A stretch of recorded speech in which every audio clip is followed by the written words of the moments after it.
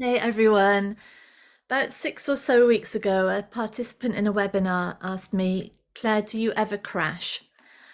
And actually, of course, a timely question because I was in the midst of a crash on that webinar because the day before it had broken up with a man that I thought was totally awesome. And I was sad. I was sad in every cell of my body.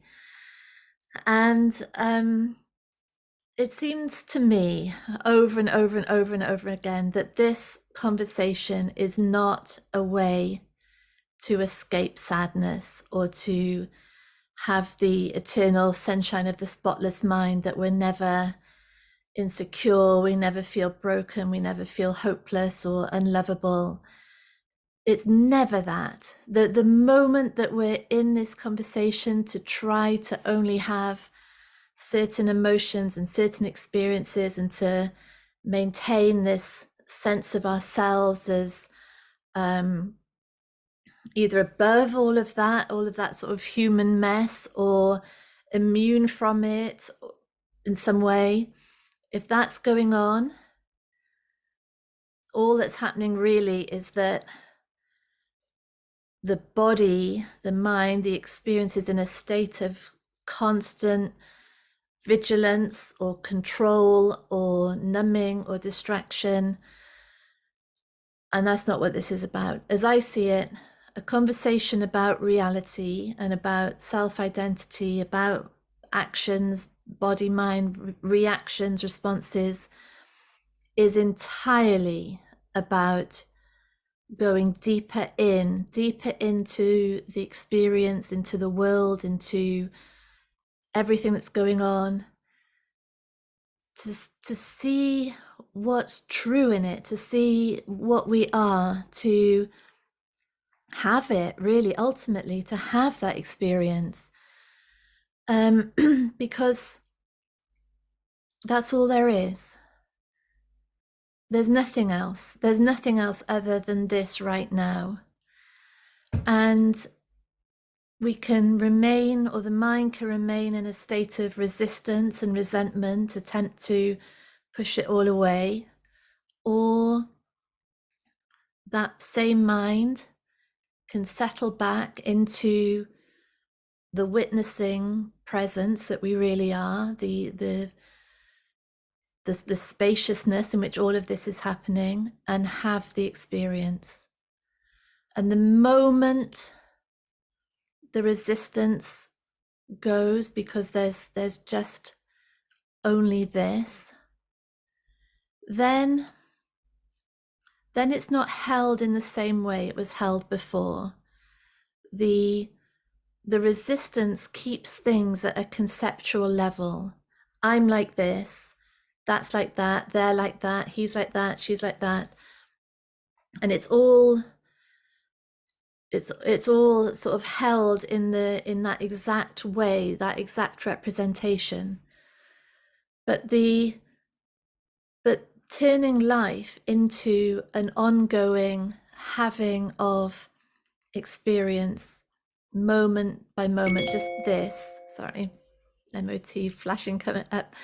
The moment we're in this, just to have the experience right now, is transformational. And I turned that into writing, because there seemed to be so much going on for me in that moment. I was really aware that the sadness feeling right now, and the person that the sadness was directed to, wasn't really it. And if we think about it, every reaction we have is an accumulation of everything that's gone on in our lives before, everything that's been learned, all our conditioning, all the programming, all the shocks and the losses and the traumas and that sense of lostness that we have as children. It's all there. And who knows really how many generations, centuries back it goes. But each moment now is a representation, isn't it? It's a projection of what has been acquired in the sense of understanding or belief um, or sort of instinct, reactivity. It's all there. And so this became a book, and it's actually, I would say, my absolute favorite book that I've written. It's it's called It's Not You and It's Not Me: How Breakups Reveal the Love of Our Life. And it really explores that. On the surface, it's about breakups and dating, but which I know will be interesting to a lot of people. Um, but it's broad, it's every single relationship or experience in which we feel confronted or rejected or unloved, undesired, or we feel that we need to protect ourselves, that we have, what's going on with boundaries.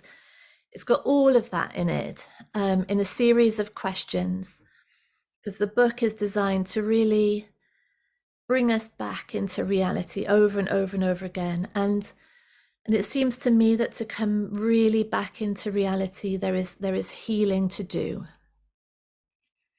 These reactions that we have, the more personal they are, the more intense they are, the more they obliterate really the people that we're reacting to, the more obvious it is that there is there's trauma or there's wounding, there's things to be healed. These reactions are not the reactions of present day, they're the reactions of accumulated past. And so the book is really step by step, question by question, seeing what's really going on, what is really happening in every relationship in our life, really.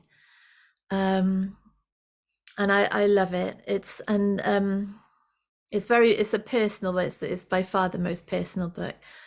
But it's important, I think, to acknowledge that this conversation is about being sad, about feeling broken, about having those experiences in which that inner conditioning starts to become really manifest out there. We start to see it. We see it. And before, it was underground, just ruling the show without anyone realizing what the hell was going on. But now it's like, okay, this is where this reality has come from. This man is a projection of this. And then it's only then that we start to relate to people as they actually are, to experiences and events as they actually are. And that is enlightenment, to just be in reality, a system, a mind-body system engaging with reality, enlightenment.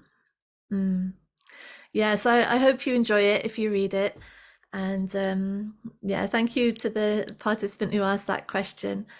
And yeah, it's a thank you from all of us, isn't it, to all the people who disrupt us, who confront us, who reveal all those layers of lack that would otherwise just be underground, ruling every action. So thank you to the man, and lots of love. Bye.